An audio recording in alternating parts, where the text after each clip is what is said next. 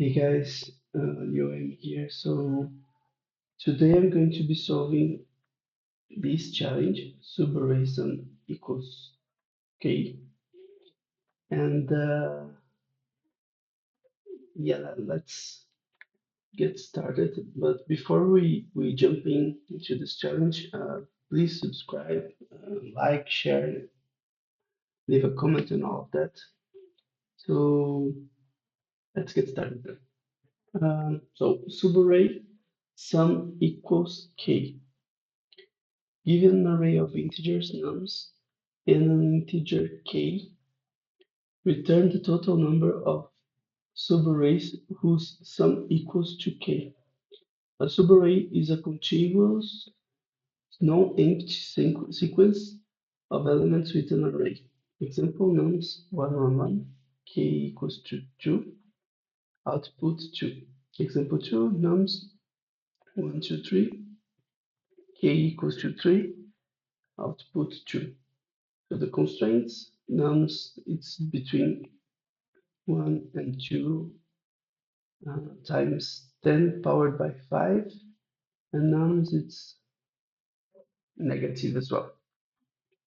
Okay, so basically we have the array of nums, and in this case we want to find all the possibilities, all the subarrays that can reach k, right? So this problem, I think we might use a pattern that we can call prefix sum. This prefix sum, it's basically saving the previous sum of all in each point of the array, it will be saving the sum of the elements that came before. So essentially, when you have this kind of things like finding the sum in a subarray, we can use this pattern. So for example, uh, like 1, 2, 3, 4, 5, for example, if you have an array like that. And the subarray, the prefix array, let's call it like that, will be 1 and 3, right? 6, 10, and 15, because it's basically this plus this, this plus this, this plus this, this plus this. Next elements will be always the sum. So this is good because we don't need um, to iterate into the entire subarray to get the sum of this.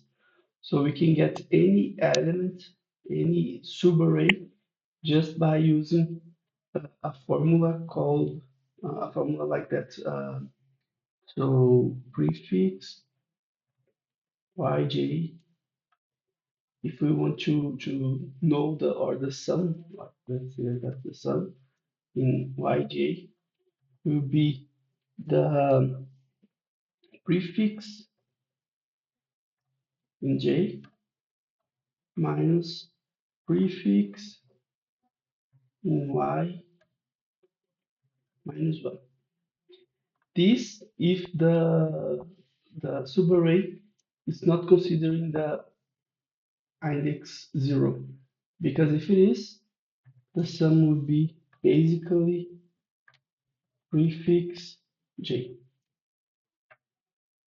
So then we don't need to iterate again and again and again and again to just find, like, we don't need to use 1, then 1 plus 1, then 1 plus 1 plus 1, then 1, then 1 plus 1, and 1.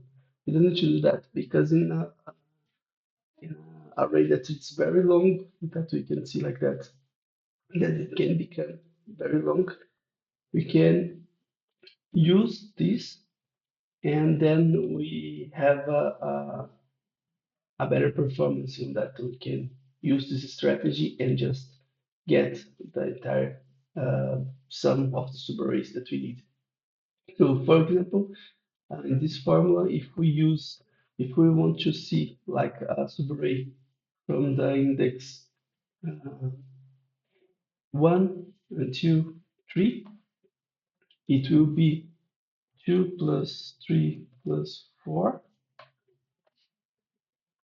right? That is 7, 9, right? So this, if we get the formula, prefix of j is 3, right? That will be prefix of 3, 0, 1, 2, 3. So it will be 10. Um, and the y, it's 1, right? Minus 1, that will be 0. So the y will be this one will be 1, will be 10 minus 1. That is basically the same value. The same goes here. So if we use like y and j, like um, y, let's put it like that. I think it will be easier to understand. So y, it is 3, right? And j, it is 1 in this case. And then we have all of this. And for this, the I is 0, and the J is, we can say 3, for example. So then we have 10, right? Because the J is 3, it will be that. And it will be the sum of the array. So 1 plus 2 plus 3 plus 4. That is 1 plus 2, 3 plus 3, 6 plus 4, 10. That is the same that we did here. So for this algorithm, if we want to find the sum from the always from the start, we don't need to do anything very different than just summing up like this, or um, y 0 until nums.count, and then we can have a sum here, and then here we just sum plus equal to nums plus equal, oh, nums plus uh, yeah, this nums, right? And then we have already the sum if it starts from 0. But if it not, like if we want this case, we can store that in the prefix array.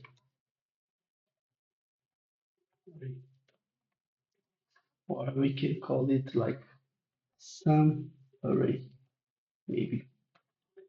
And these would be an array of integers, and then we just sum it and append to it, and the sum. So this is the first step.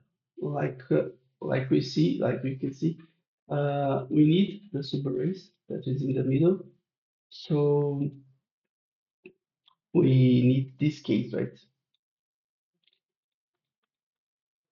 Also, we need this one because we might want to check the first one, but for this case, it's better to create the prefix. So since we have this case, it's better to use this strategy. So we have the sum. Actually, we can improve this part as well. So instead of having like all of this, we might have like these num and then nums. So we have a num in nums. We don't need the sum. We just need the summary. So the summary will be um, large summary is empty, not empty, right?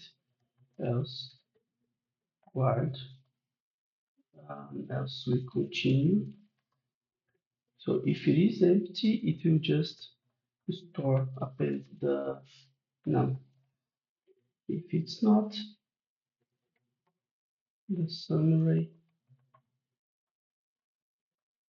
if it's not, we can guard last,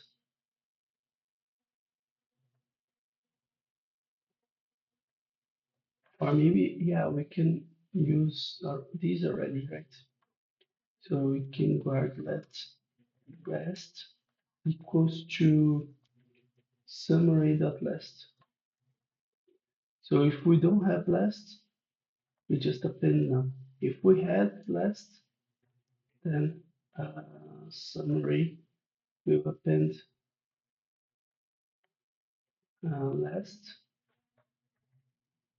plus none, right? And then we can return 0 for a while, and we can print it up this summary right here.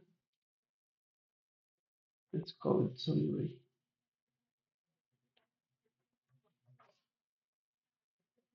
Okay, so in this case, we might want to run just to check.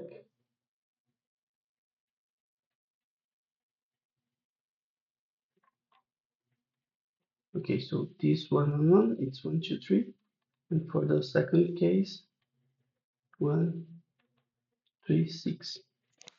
Okay, great. So now we have the sum array already done. Let's collapse this one. So now what? Now we need to check all the cases here, right? So first, I think for this case right here, we are already covering each case of none. So we can already cover all the isolated nums here. And since we just have to return an output as an integer, we can call it response. And here we can use like if num is equal to k, response is equal to 1. So here we can already count that, and then we just return a response right here. So here we are considering isolated values, right? So then what? So then we need to run from each point and check the sums, right? So we can call it like bar right. That will be the last position. That will be nums dot count -1. And then we can have a while. While right, it's upper than. So we want to go to the right until it is upper to 0, right? Because we don't want this on the 0. So I think we can have it like that.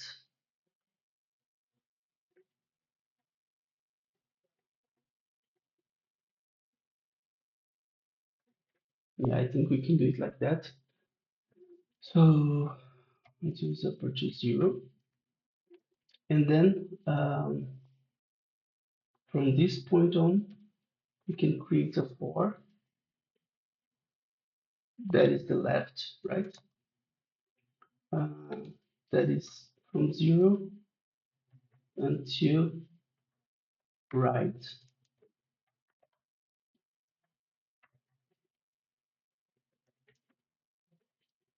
So it will be until right. And for this case right here, from the left will be from 0 to right. So we can also lose a guard here. Left, it's a purchase euro. Otherwise, we can check the summary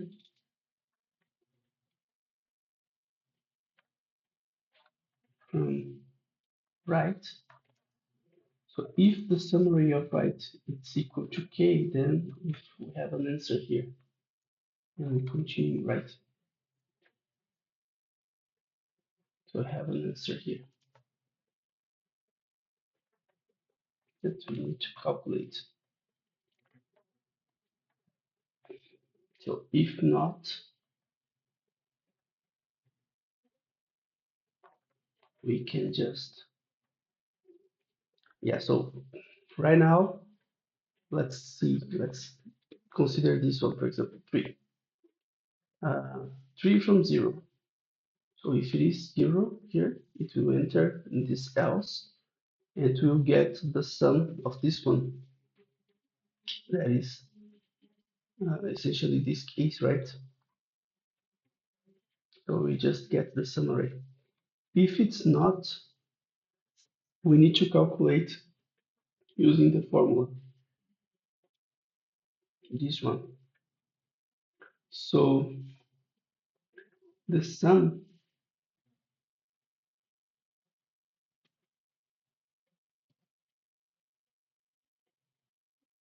actually we don't need this squared, right?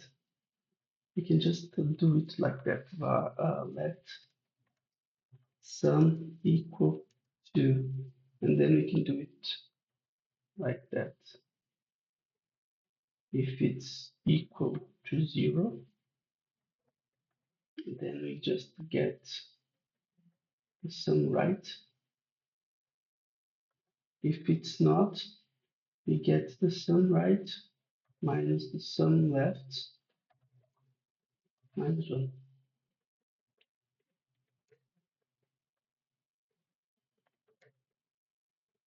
And we don't need this one.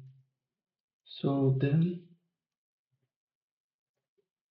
I think this is easier to to read, right? And then here we can just call sum equal to k. So we have auto format here. Yeah, we don't, because we are not in Xcode, right? Anyway, yeah, I think this is it, guys. This will be essentially n square, big O of n square, but I think this might get the answer. Let's run and see how it goes.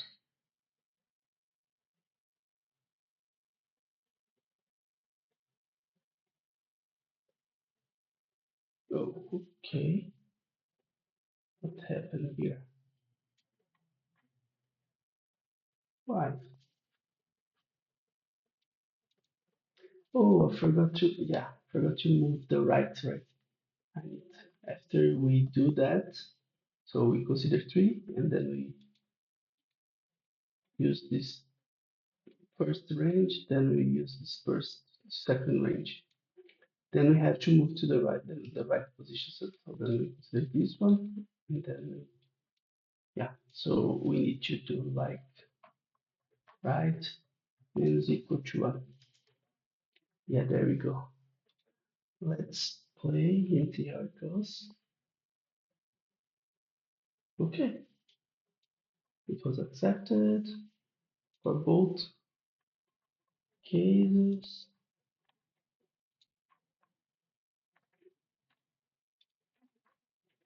Interesting that the output is the same, right? So, okay, so let's submit and see how it goes.